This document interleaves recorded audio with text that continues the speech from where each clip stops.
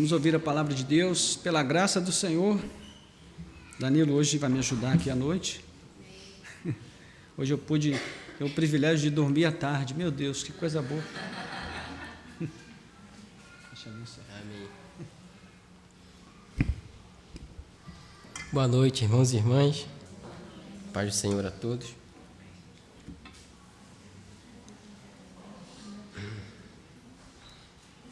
Peço que os irmãos abram a palavra de Deus no Evangelho de Jesus, segundo Lucas, capítulo 19.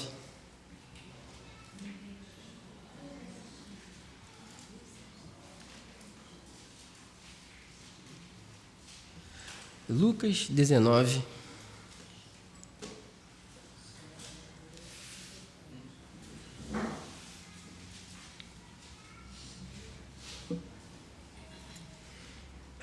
Daqui a pouco a gente vai fazer a leitura do texto.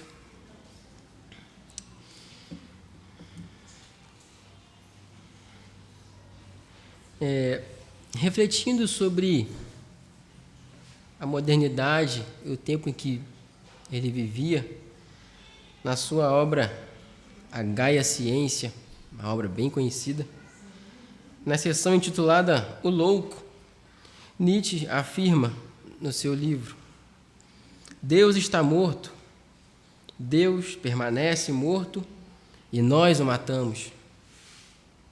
Para Nietzsche, que vivia numa Europa cientificista, que estava com o avanço científico a todo vapor, que cada vez mais tirava Deus da história humana, cada vez mais rechaçava a ideia de um Deus criador, de um Deus que sustentava todas as coisas, de um Deus transcendente, onipotente, onisciente, onipresente. Para Nietzsche não fazia sentido que a sociedade moderna ainda continuasse vivendo como se nós fôssemos subservientes a Deus, como se nós fôssemos seres dependentes de Deus. Para ele, se Deus foi tirado da ciência, Deus também deveria ser tirado da ética. Porque se Deus está morto e nós o matamos, como ele afirma, como conviver com o peso da morte de Deus? Ele mesmo escreve isso. Como conviver com esse peso? Bom, a única maneira é tirar Deus da ética também, porque aí não temos que viver com o peso da morte, porque se você tira Deus da ética, não existe o que você possa colocar no lugar. E a gente pensa, cara, que pensamento de maluco. Quem poderia pensar uma coisa dessas? Acontece que esse pensamento influenciou um grupo de teólogos, como, por exemplo, Thomas Altzer, que foi precursor de um movimento intitulado A Morte de Deus, que ganhou destaque na década de 60. Thomas Altzer considerava o conceito tradicional de Deus como uma divindade transcendente, todo-poderoso, que isso não era mais relevante no mundo moderno, porque com o avanço do secularismo e com o avanço do hedonismo, as pessoas buscando prazeres e vivendo uma vida desregrada, como acontecia muito na década de 60, não fazia mais sentido ter um Deus que exigisse tantas coisas das pessoas, da sua criação. Então, para ele e para aqueles que seguiam o seu movimento, Deus havia morrido. Essa ideia de um Deus transcendente e que cada um deveria ser a sua própria divindade. E esse movimento ganhou tanta força que, em abril de 1966, a renomada revista Times publicou um artigo abordando esse assunto, onde Thomas Altzer e outros teólogos defendiam essa ideia.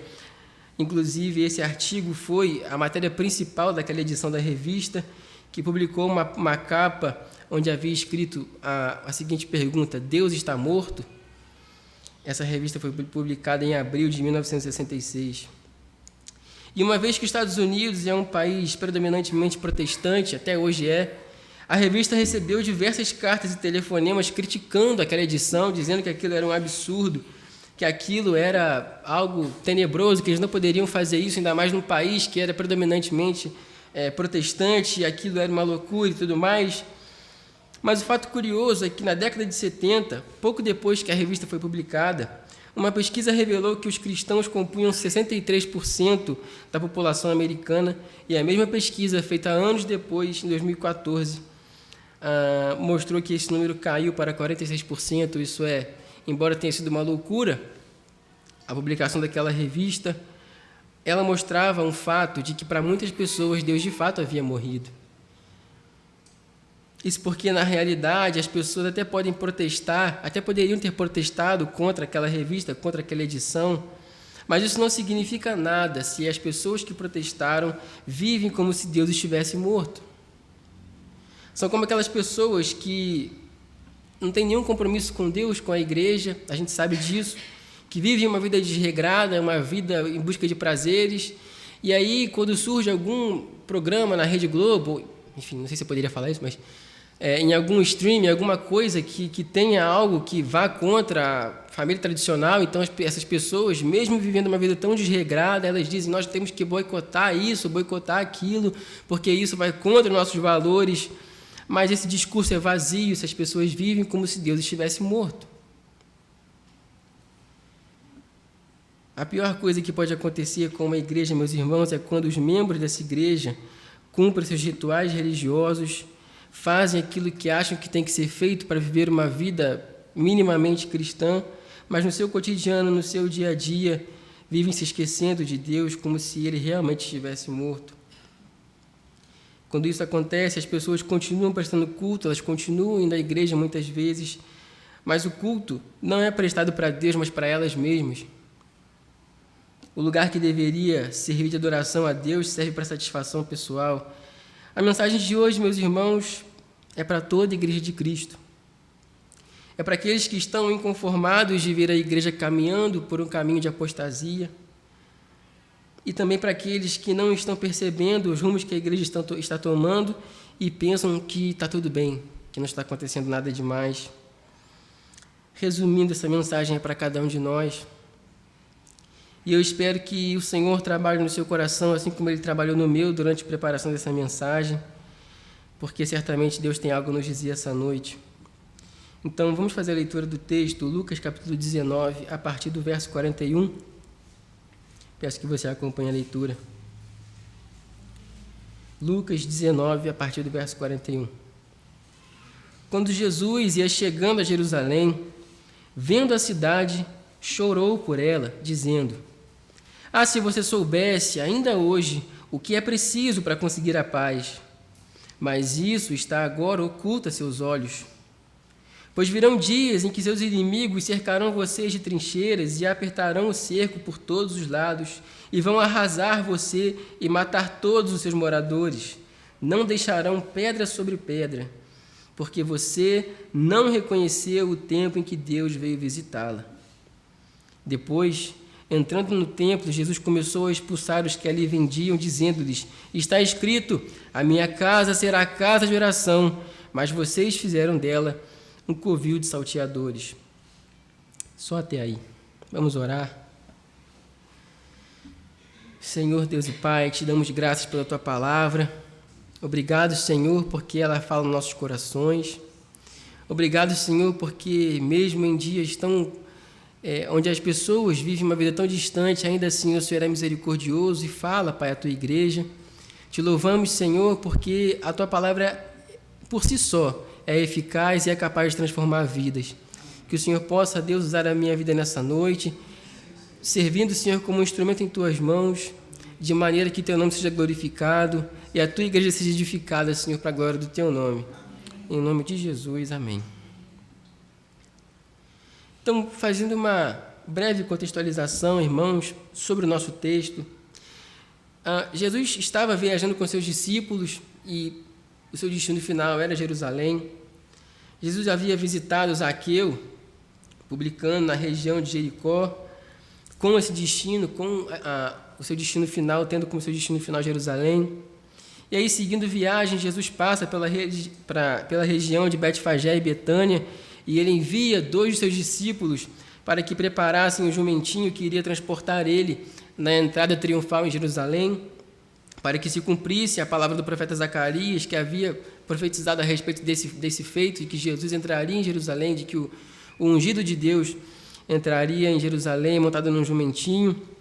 Então, o nosso contexto imediato contempla justamente esse momento onde Jesus chega ao seu destino final, que era Jerusalém. E por que o destino final? Porque Jerusalém, essa viagem até Jerusalém era a última viagem de Jesus com seus discípulos. Era a viagem que culminaria na crucificação, na sua morte e ressurreição. Então Jesus, logo no nosso contexto aí mais imediato, ele teve uma recepção em clima de celebração e festa. Logo o texto aí acima daquele que a gente leu vai dizer que, à medida em que Jesus avançava, verso 36, as pessoas estendiam as suas capas no caminho, e quando Jesus se aproximava da descida do Monte das Oliveiras, a multidão dos discípulos começou com muita alegria a louvar a Deus em alta voz por todos os milagres que tinha visto, e diziam: Bendito é o Rei que vem em nome do Senhor, paz nos céus e glória nas maiores alturas. Então, Jesus chega em Jerusalém com clima de festa. A gente sabe muito bem, essa é uma passagem muito conhecida, as pessoas colocando suas capas no chão, estendendo folhas de ramos no chão, celebrando a chegada daquele mestre que operava tantos sinais e maravilhas no meio do povo. Mas para Jesus, irmãos, aquela entrada em Jerusalém foi marcada por lamento. Se para a multidão havia clima de festa, para Jesus havia o sentimento de lamento, de dor. Como já disse, essa foi a última viagem de Jesus com seus discípulos. O que aguardava Jesus em Jerusalém era a cruz, era o escárnio, sofrimento, dor, açoites, xingamentos e zombarias. E Jesus estava em Jerusalém justamente com esse propósito de se entregar, de entregar a si mesmo como sacrifício perfeito para Deus, para que homem e Deus fossem reconciliados. Mas, por incrível que pareça, a cruz e todo esse fardo que Jesus estava prestes a carregar, toda essa humilhação que lhe iria passar, não foi esse o motivo do lamento dele ao entrar em Jerusalém. Não foi isso que levou ele às lágrimas. Diz o texto aí no verso 41 que quando Jesus ia chegando a Jerusalém, vendo a cidade, ele chorou por ela, dizendo: se você soubesse, ainda hoje, o que é preciso para conseguir a paz, mas isso está agora oculto aos seus olhos. Irmãos, o Evangelho de Cristo segundo João, o primeiro capítulo fala que Jesus veio para os que eram seus, mas os seus não receberam. Isso é, Jesus veio para os judeus e os judeus não o receberam. De Gênesis a Malaquias, os pais dos profetas, tudo apontava para o Cristo que viria. Tudo estava se cumprindo naquele momento, toda a palavra de Deus que havia até então estava se cumprindo na pessoa de Jesus, mas a cegueira dos líderes religiosos e da maioria do povo judeu impediu que aquele povo conseguisse enxergar em Cristo a revelação de Deus, a revelação do Cordeiro de Deus que tira o pecado do mundo. E se isso tem um impacto de tristeza para nós, de saber que Cristo veio para um povo que era o seu povo e que esse povo rejeitou, imagine o impacto disso na vida do próprio Jesus.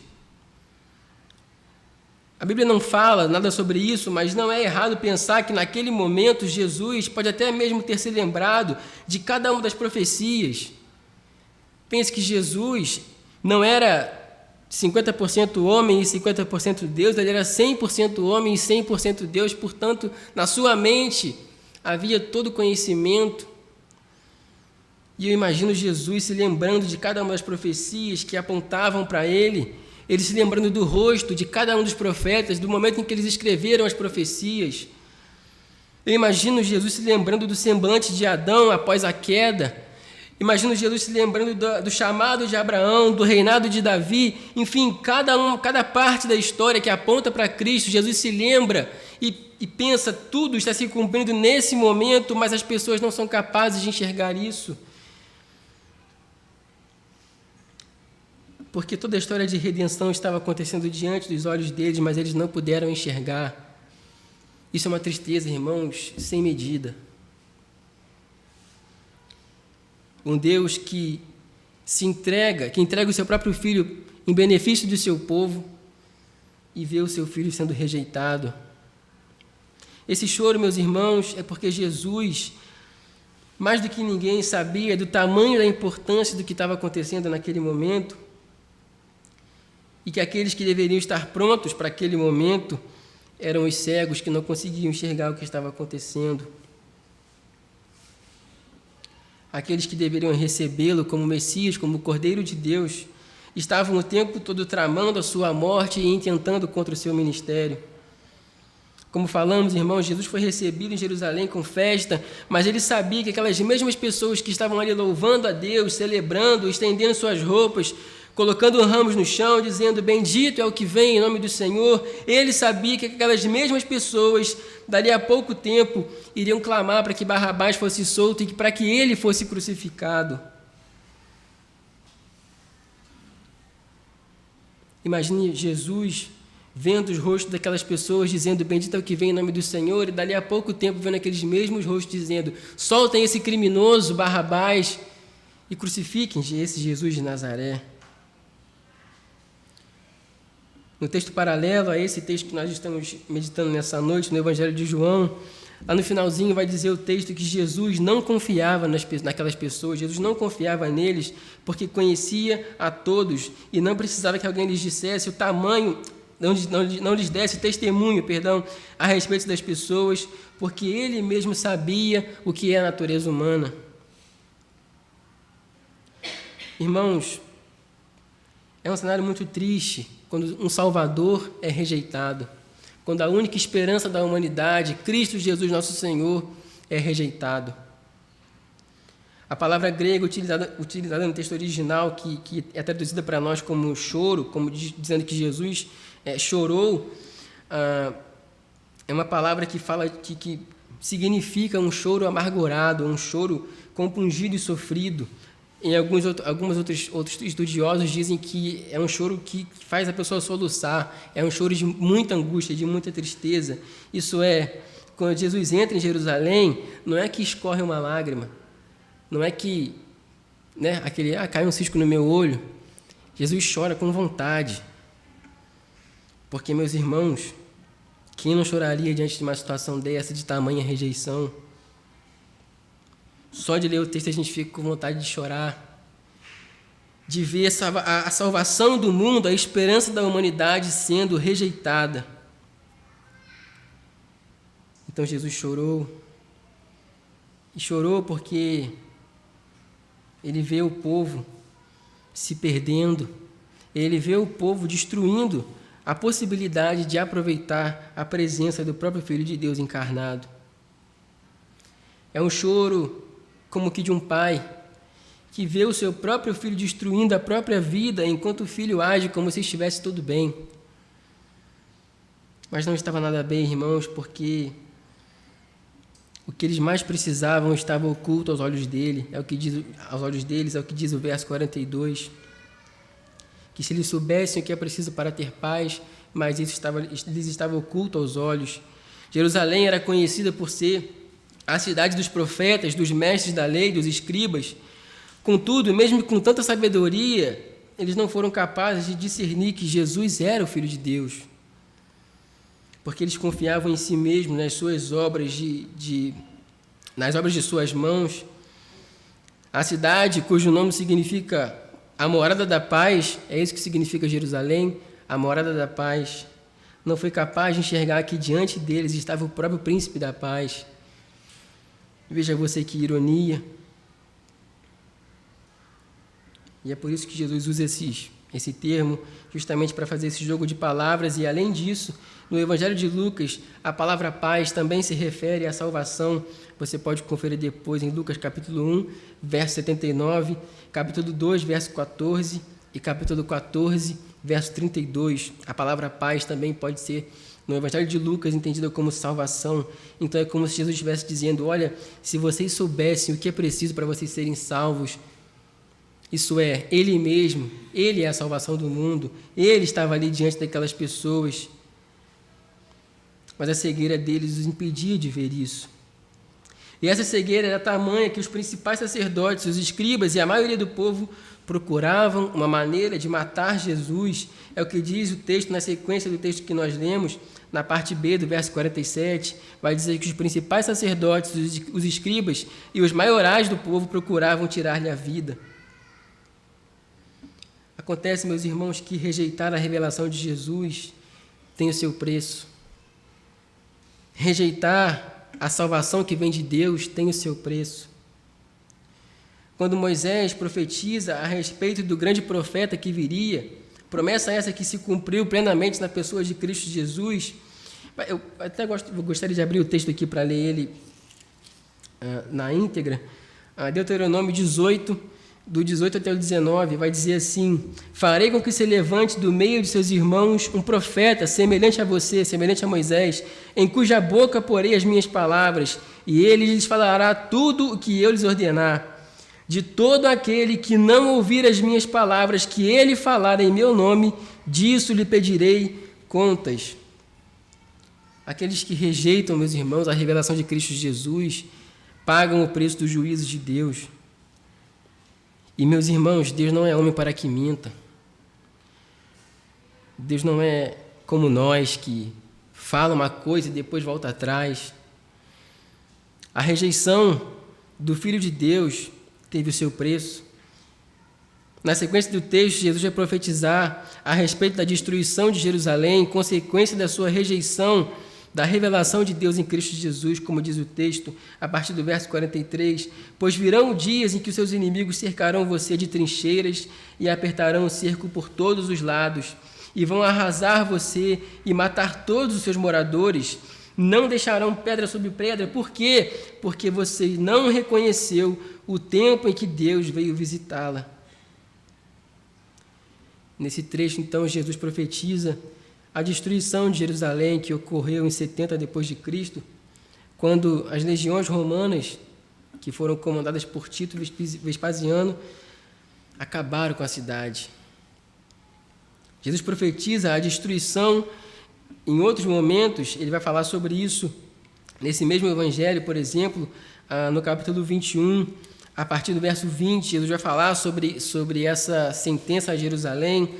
E, enfim, em outros momentos, no discurso escatológico de Jesus em Mateus, a gente também vê Jesus falando sobre essa sentença a Jerusalém. E, de fato, meus irmãos, isso se cumpriu, porque, como eu disse, Deus não é homem para que minta. O que aconteceu em Jerusalém, o cerco romano, foi algo terrível. As pessoas se matavam umas às outras, até mesmo seus próprios filhos, para comer, para se alimentar, porque a cidade estava sitiada, ninguém poderia sair dos muros, senão seriam mortos.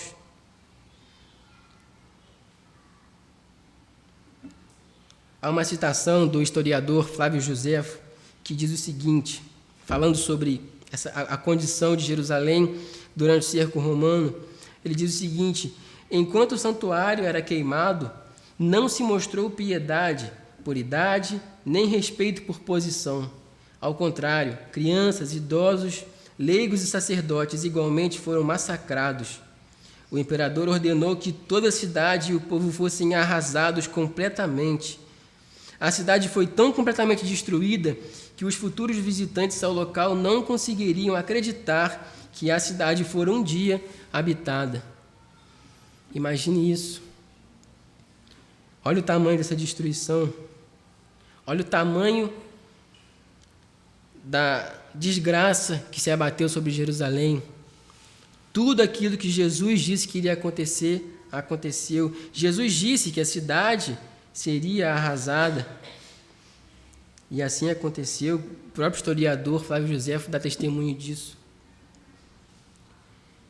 E qual foi a causa dessa destruição, meus irmãos? Porque Jerusalém não reconheceu o tempo em que Deus veio visitá-la. E, meus irmãos, negar a Deus tem o seu preço, tem a sua consequência. Daniel, profeta do Antigo Testamento, já havia profetizado a respeito dessa destruição. No capítulo 9 do livro de Daniel, ele diz que o ungido seria morto e que a consequência disso seria a destruição e a desolação sobre a cidade, se referindo a Jerusalém, Daniel 9, 26, depois você pode conferir. E isso, meus irmãos, acontece em toda a história do povo de Deus. Em toda a Bíblia nós vemos as consequências trágicas de quando o povo escolhido vira as costas para Deus. Não à toa, mais uma vez citando Moisés, quando ele fala por parte de Deus, em Deuteronômio no capítulo 30, ele vai dizer para o povo de Deus: hoje eu lhes proponho vida e morte, bênção e maldição. Se vocês servirem ao Senhor e guardarem esses mandamentos, terão vida e serão prósperos. Mas, se não guardarem os mandamentos e seu coração se desviar, então certamente perecerão. E o que acontece, meus irmãos, na história do povo de Israel? Eles se desviam o tempo todo. E qual é a consequência disso? Cerco babilônico, cerco persa, destruição, invasão, templos destruídos, reinados se acabando, famílias divididas. Porque, meus irmãos, virar as costas para o Deus Criador tem o seu preço. E, meus irmãos e minhas irmãs, Jesus chorou ao ver Jerusalém e profetizou a sua destruição, porque a cidade não reconheceu o tempo em que Deus veio visitá-la. Esse é um momento muito forte do Evangelho, porque mostra o coração de Jesus em sofrimento pelo afastamento do seu povo. A tristeza pelo fato de que o Messias prometido estava entre eles, mas eles não receberam, porque não receberam a revelação, porque isso estava oculto aos seus olhos. E quando eu leio esse texto, meus irmãos, minhas pernas ficam até bambas. Por quê? Porque eu me pergunto, qual é a diferença de Jerusalém para a Igreja de Cristo hoje? Deus está morto, irmãos? Porque se Deus está vivo, então por que a Igreja, que é o Israel de Deus hoje, de tantas formas e de tantas maneiras, continua se comportando como se Ele estivesse morto? Eu pergunto a você, será que nós estamos tão distantes assim da realidade de Jerusalém? Embora Cristo não esteja mais entre nós em forma humana, encarnado, Deus nos enviou o Espírito Santo que habita no meio do seu povo, mas será que nós, como igreja, temos reconhecido a presença de Deus em nosso meio? Ou estamos como Jerusalém, vivendo como se estivesse tudo bem, fazendo festas, acomodados e satisfeitos com o nosso sistema religioso, como se isso fosse capaz de nos justificar? Irmãos, a gente não precisa de muito esforço para ver que a atual situação da Igreja de Cristo hoje está à beira da apostasia. Se Deus está em nosso meio, e Ele disse que está, e Ele não é homem para que minta, já falamos isso, então por que é que a gente não fala sobre isso mais, irmãos? Qual é a dificuldade que a gente tem de compartilhar experiências espirituais, de estar em comunhão com Deus para ter o que compartilhar de experiências espirituais? Qual foi a última vez que nós falamos sobre isso entre nós mesmos, sobre as experiências que vivemos com o Senhor? Ou quando foi a última vez que nós buscamos isso na presença do Senhor? Porque muitas vezes, meus irmãos, os nossos cultos, eu não estou falando da nossa igreja especificamente, mas no contexto geral, parecem um mero cumprimento de formalidades. Irmãos, Isaías já orientava: buscar ao Senhor enquanto Ele está perto, invocar enquanto é possível achá-lo. A igreja hoje parece que fala sobre tudo, menos sobre isso, sobre viver em comunhão com o Senhor, sobre ter intimidade com o Senhor. E quando se fala sobre intimidade, é de um nível de superficialidade muito grande. As pessoas confundem as coisas. Esses dias eu estava assistindo um podcast com uma pessoa que é influente no meio religioso, e não se engane, é uma pessoa que a sua influência é no nosso meio, não é alguém, não é nenhum herege, uma pessoa que é conhecida, que, enfim, tem grande relevância. E ele simplesmente, no meio da entrevista, falando sobre a sua experiência ministerial e tudo mais, ele falou que estava muito cansado e sobrecarregado do ministério, e ele diz a seguinte frase: eu fiquei 6 meses sem orar, e isso foi muito bom. Meus irmãos, eu pergunto para vocês, aonde tem isso na Bíblia? Me mostra algum texto bíblico onde alguém ficou 6 meses sem orar e viu nisso uma alegria, recebeu disso uma satisfação. Ah, mas é porque enquanto eu orava, eu me lembrava do meu ministério. Não interessa, a oração não é sobre você, é sobre o Senhor. Meus irmãos, quantos de nós Podemos ler os salmos como se nós estivéssemos, de fato, querendo dizer aquilo que o salmista diz, quando ele fala: Senhor, assim como a corça suspira pelas fontes das águas, assim suspira a minha alma por ti. Isso é verdade? Suspira mesmo? Quando o salmista vai dizer que sente falta do santuário do Senhor, de prestar culto ao Senhor, e que isso leva ele às lágrimas, meus irmãos, será que isso é uma realidade para nós? O que eu percebo, meus irmãos, é que falta choro na igreja hoje. E eu não falo, meus irmãos, que a gente tem que viver triste, tem que viver angustiado. Nós somos um povo que é feliz, nós recebemos a vida nova do Senhor, isso nos alegra, nós somos um povo feliz. O que eu quero dizer, meus irmãos, é que falta choro por conta desse cenário atual no qual a gente se encontra.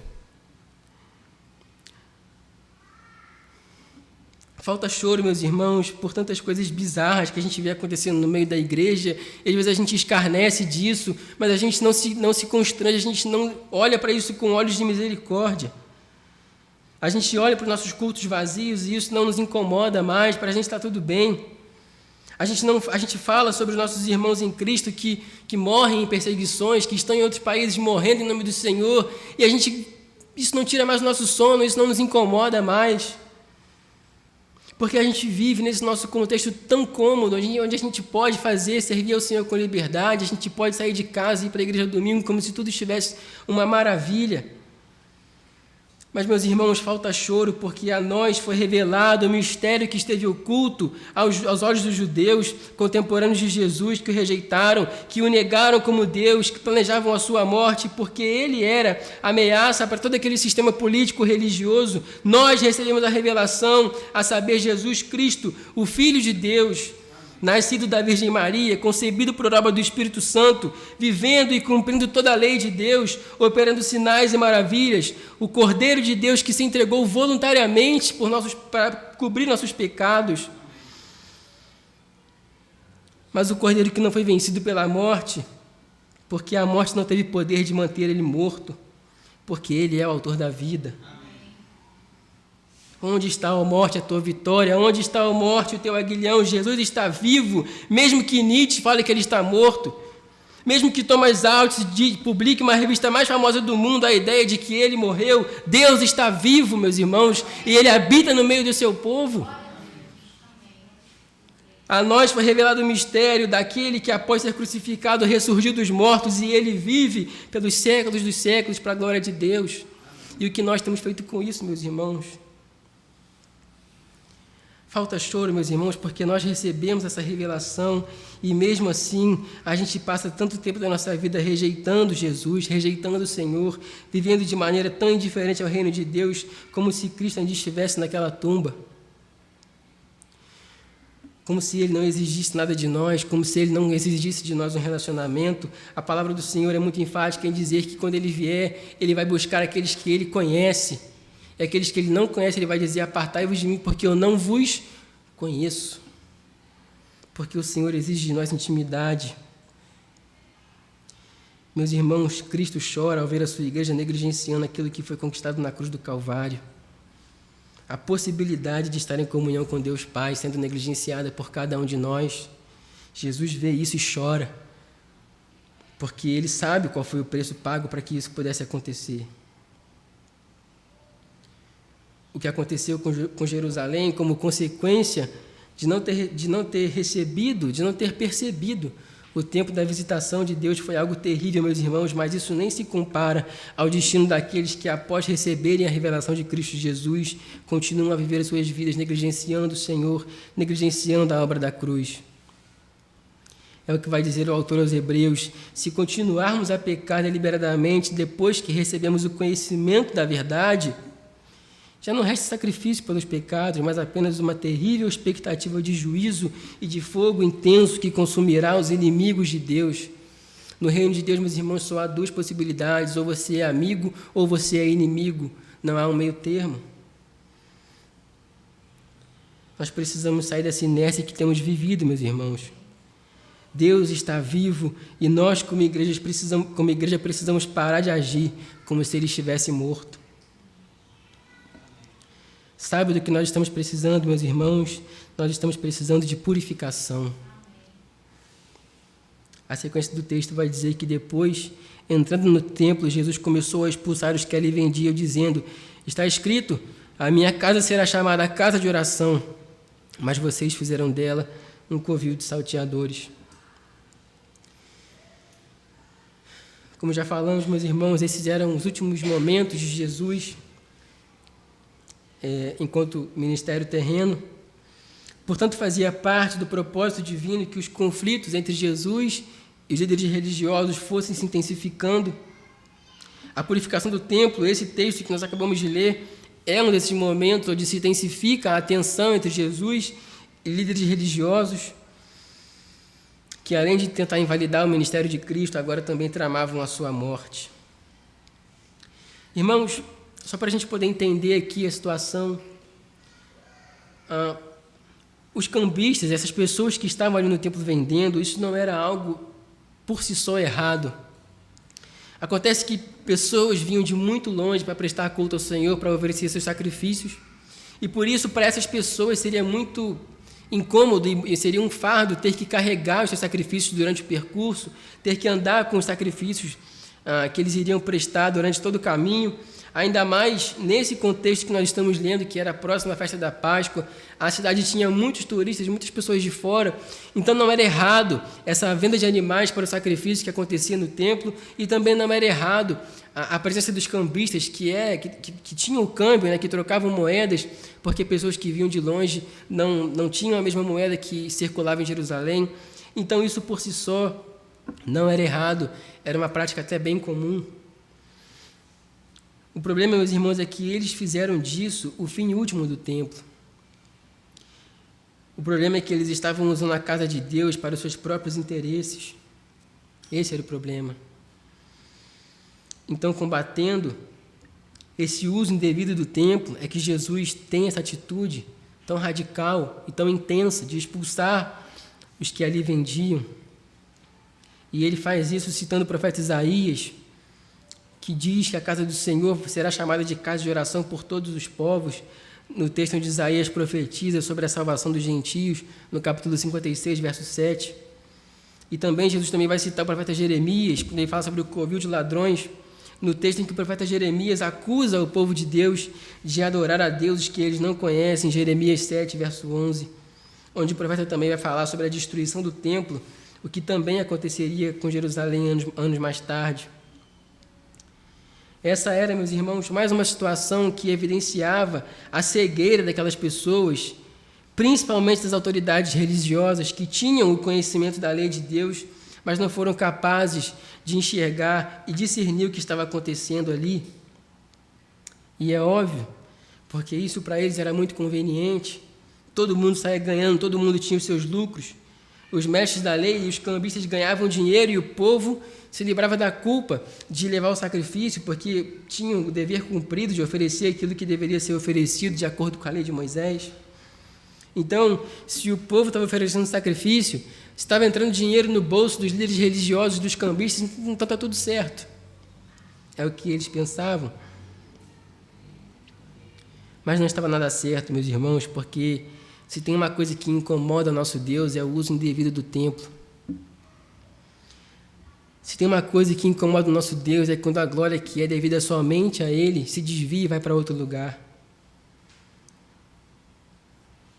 O compromisso maior que Deus tem, meus irmãos, é com Ele mesmo e com a sua glória. Amém.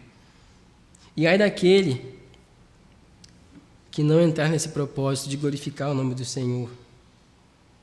Como bem sabemos, irmãos, hoje não há um templo específico onde a gente físico, né, onde a gente precisa ir para prestar culto ao Senhor e oferecer sacrifícios. Isso fica muito claro na conversa que Jesus tem com a mulher samaritana no Evangelho de João, onde Jesus diz para ela: olha, vem a hora, já chegou, que não vai ser no Monte Gerizim, nem no Monte Moriá que as pessoas vão adorar, porque o Pai busca aqueles que adoram em espírito e em verdade, isso é, aqueles que adoram onde estiverem.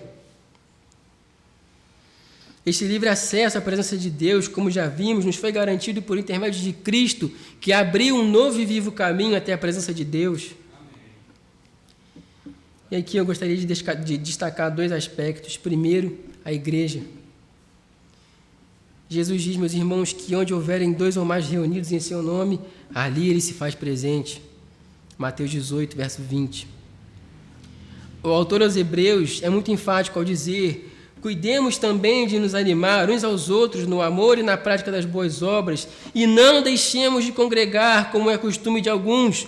Pelo contrário, façamos admoestações, ainda mais agora que vocês veem que o dia do Senhor se aproxima. Além disso, outros textos como, se você quiser anotar aí, Colossenses 3,16, Atos 2,42, Efésios 4, do 11 ao 13, 1 Coríntios 12, do 12 ao 14. Esses textos vão falar sobre a importância do corpo de Cristo e da sua unidade, que é a igreja. Isso, meus irmãos, deixa claro para nós que, embora não haja mais um templo específico para onde devemos ir adorar o Senhor, nós temos a igreja de Cristo e temos que zelar por ela. Assim como Jesus purificou o templo, nós, a igreja de Cristo, hoje precisamos de purificação. Assim como aqueles cambistas que estavam ali tirando o sentido do culto, usando o templo do Senhor para o seu próprio benefício, assim também, meus irmãos, muitas vezes nós lidamos com a igreja como se ela fosse um ambiente que servisse a nós. Achamos que a igreja existe para satisfazer os nossos interesses, a pregação deve ser como a gente gosta e não como Deus é glorificado, não importa, importa que seja da maneira que eu gosto. Os louvores não precisam ser os louvores que adoram ao Senhor, que glorificam ao Senhor, mas tem que ser o louvor que eu gosto de cantar. A gente gosta que tudo esteja do nosso jeitinho, tudo no seu devido lugar. A gente chega e tem até nossas cadeiras cativas, e é daquele que sentar no nosso lugar. A gente quer que tudo esteja do nosso jeito, de acordo com os nossos padrões. Mas, meus irmãos, só existe um que é digno de louvor, e esse é Deus. Todas as vezes que a gente se comporta dessa maneira, meus irmãos, nós estamos agindo como se Deus estivesse morto. A gente pode até não dizer isso, não falar isso, porque essa afirmativa parece muito forte, parece muito escandalosa, mas se agimos assim, se temos na igreja um ambiente que existe para o nosso interesse, se o culto só é bom quando a gente se sente bem, se o culto só é bom quando a palavra fala diretamente para nós, ou quando os louvores são louvores que a gente gosta, ou quando as pessoas que nós gostamos foram ao culto, se isso se resume a ser igreja, meus irmãos, então para nós, Deus está morto. Porque a igreja é para o louvor do nome de Deus, é para a glória do nome de Deus. Meu irmão e minha irmã, não ouse tornar a casa de oração no covil de ladrões, não queira roubar para você aquilo que pertence ao Senhor. Nós não somos a cabeça do corpo que é a igreja, meus irmãos, Cristo é a cabeça. Deus não está morto, e esse Deus vivo sonda as mentes e os corações, e Ele sabe das nossas intenções, Ele sabe o que se passa nos nossos corações quando nós estamos aqui. De novo, citando o texto paralelo de João, quando Jesus vira as mesas e faz ali aquela bagunça no templo, os fariseus perguntam para ele: com que autoridade você faz essas coisas? Como quem diz assim: quem você pensa que é para fazer isso?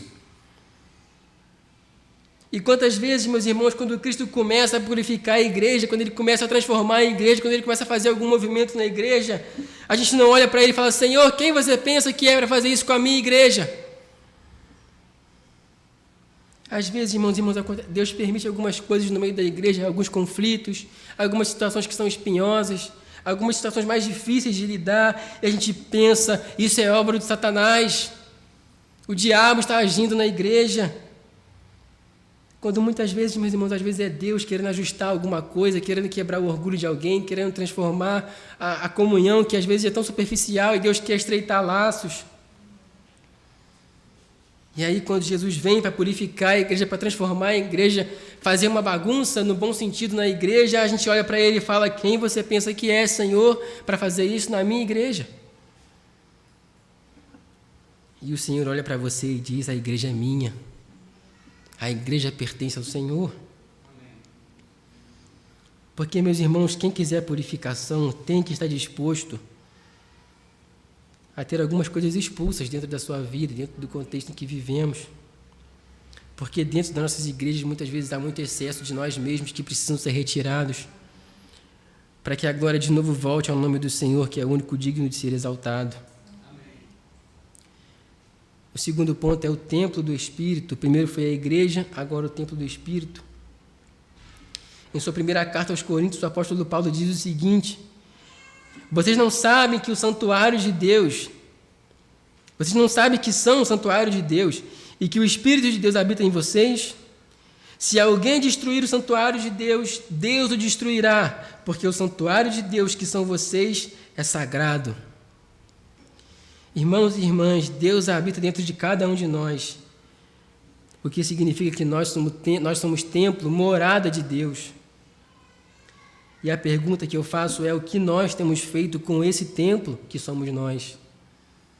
Veja, se nós somos o templo de Deus, morada do Espírito Santo, assim como o apóstolo Paulo afirma que somos, isso significa, meus irmãos, que nós temos uma responsabilidade, a responsabilidade de viver como morada de Deus, de viver como se Deus de fato habitasse em nós.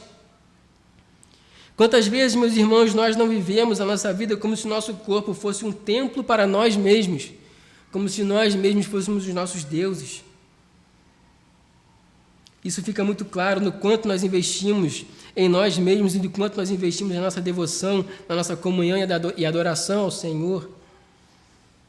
A gente vive numa corrida incansável em busca de satisfação pessoal. Você entra no YouTube e só tem vídeo disso. Como você ser feliz, como ganhar tanto em tantos dias, como prosperar tanto em um ano, como você pode alavancar sua carreira, como você pode crescer profissionalmente. Porque o mundo está encharcado disso.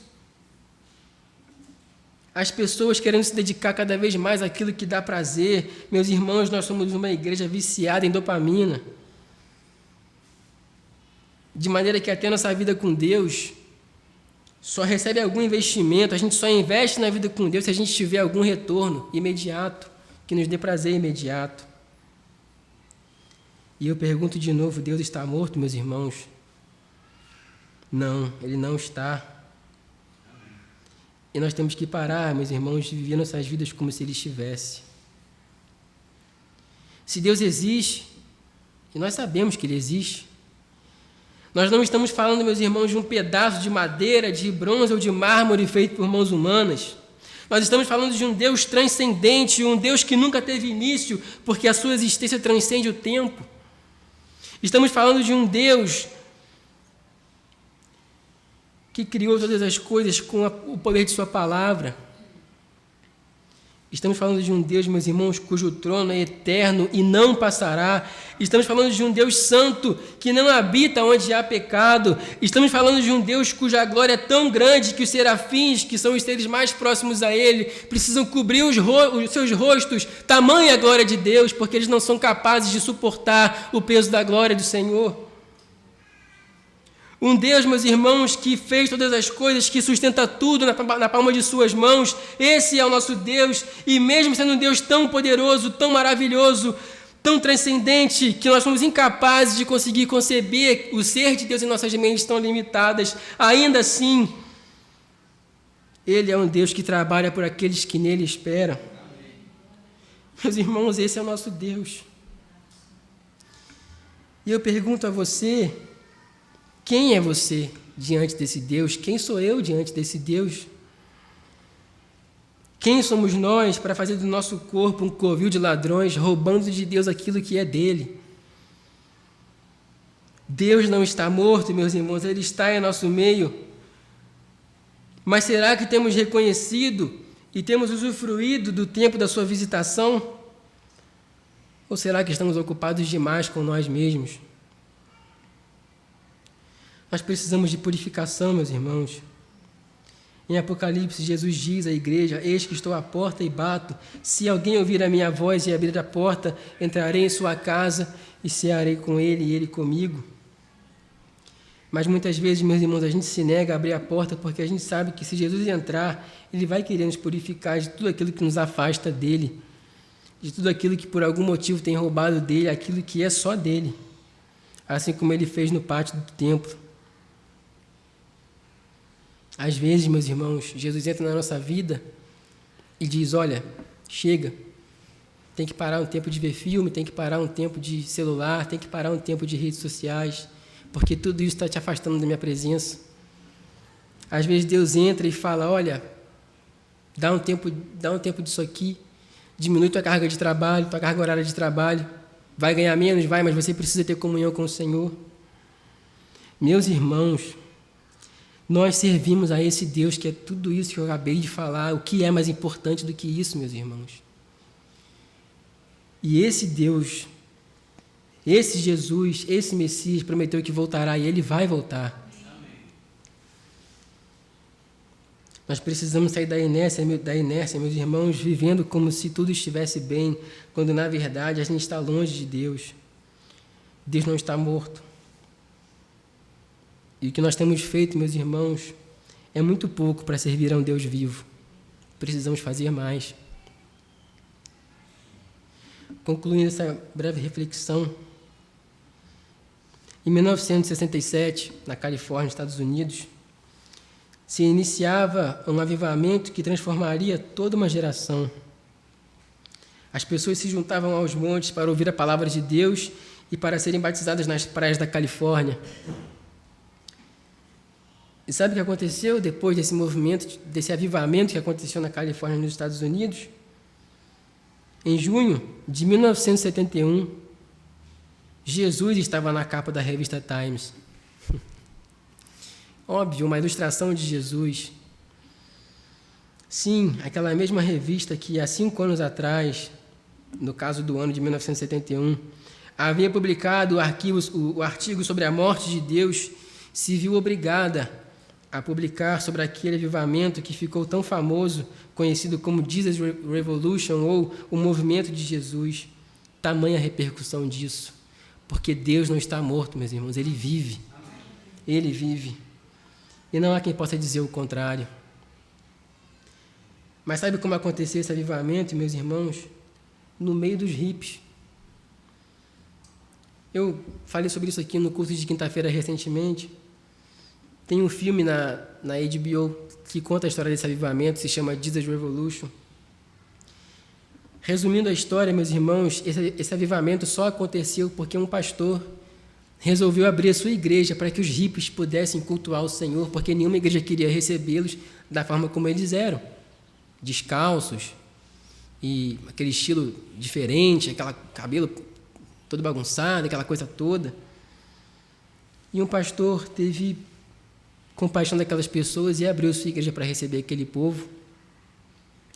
E a parte que mais me marcou, meus irmãos, foi a parte em que um dos membros da igreja chega para o pastor e fala o seguinte: pastor, você precisa fechar a porta da igreja para essas pessoas, porque o nosso carpete está ficando sujo, porque eles chegam descalços da rua, com seus pés sujos, e estão manchando o nosso carpete.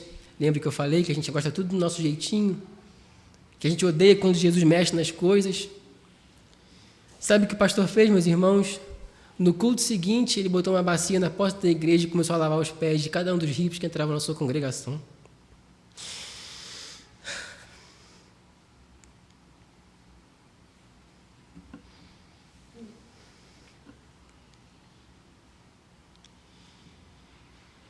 Isso mexe comigo, irmãos, porque eu não sei se estamos prontos para isso, para deixar nossos carpetes sujos. A igreja não está bem, irmãos. A igreja não está bem. E nós estamos como Jerusalém. Nos dias em que Jesus entrou em Jerusalém, nós estamos fazendo festas, congresso atrás de congresso, evento atrás de eventos, se divertindo e fazendo tantas coisas, meus irmãos, quando na verdade a gente deveria estar se lamentando por não glorificar a Deus como Ele merece, por não render a Deus a glória que lhe é devida, pela nossa alma não ansiar pela presença do Senhor como deveria ansiar, meus irmãos.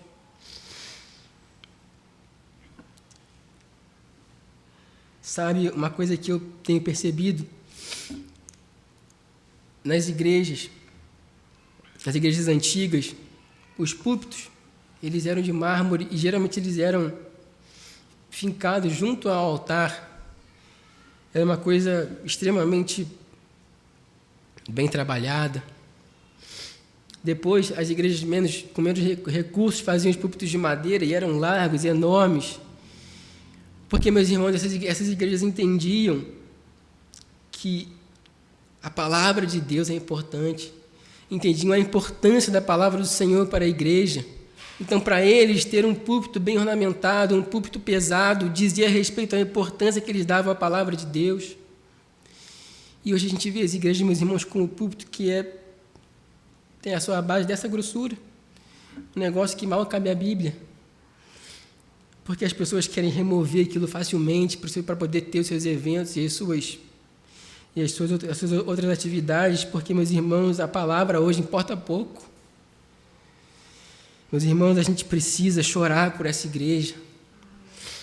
Nós precisamos, meus irmãos, clamar para que Deus venha purificar a sua igreja, para que Deus venha tirar todo excesso, tudo aquilo que tem tirado de nós o objetivo último do culto, que é a glória do nome do Senhor.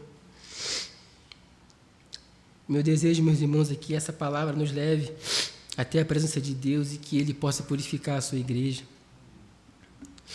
Vamos orar?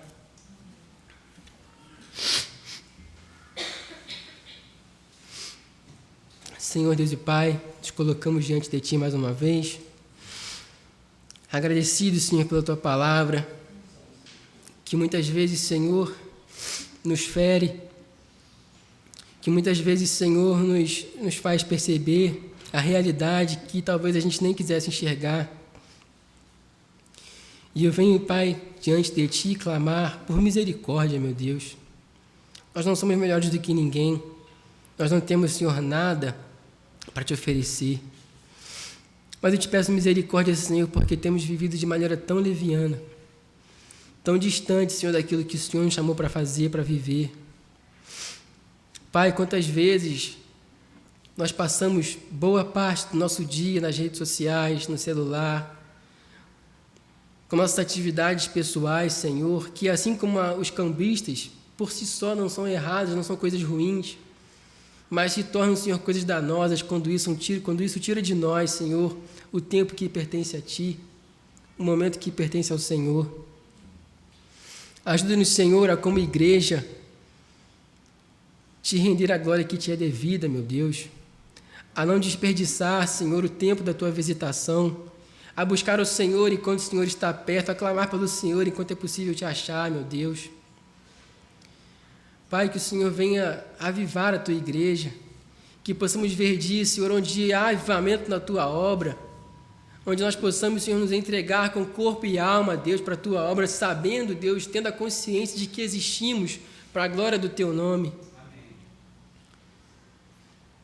Pai, que ao vir para a igreja, ao vir para o culto, Senhor, nós não tenhamos nenhum outro pensamento, senão o pensamento de vir aqui e Te render o culto que é devido somente ao Senhor. Que ao cantar louvores, que ao ouvir a Tua palavra, nossos corações se enchem, Senhor, de alegria por saber que estar aqui e render, Senhor, culto a Ti é uma dádiva, é um presente. Amém. Poder pertencer ao Teu povo, poder ser chamados de filhos de Deus, é uma dádiva. Venha, Senhor, trazer pesar em nossos corações quando faltamos aos cultos, quando vemos a igreja vazia, quando desperdiçamos, Senhor, o tempo que temos de comunhão com o Senhor. Que isso nos leve, Pai, às lágrimas. Que possamos chorar, Senhor, sobre as vezes que somos tão negligentes, Senhor, com a Tua obra. De tantas vezes, Pai, que o Senhor está no nosso meio e nós não enxergamos isso. Tem misericórdia de nós, Senhor, e nos ajude, meu Deus, a viver, Pai, uma vida que Te agrada, a valorizar, Senhor, o tempo da Tua visitação, a enxergar, Senhor, o brilho da salvação por meio de Cristo Jesus. Renova, Senhor, em nós a alegria da salvação. Que nós possamos dizer, Senhor, como salmista, Senhor, a minha alma anseia por Ti, assim como a costa suspira pelas fontes das águas. Que nós possamos, Senhor, acordar e ir dormir, suspirando, Senhor, pela Tua presença. Porque o que somos nós, Pai, sem o Senhor? E que audácia nossa, Senhor, pensar que podemos viver sem ter a comunhão contigo. Nos perdoa, Senhor, e venha purificar nossas vidas. Amém. Ainda que seja necessário, Senhor, fazer mudanças, a expulsar, Senhor, coisas das quais somos tão apegados.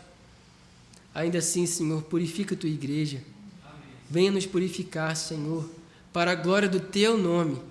Pois só tu és digno, Senhor, de louvor, de glória e adoração. É o que te pedimos, Pai, em nome de Jesus. Amém. Amém. Que Deus abençoe os irmãos. Pastor.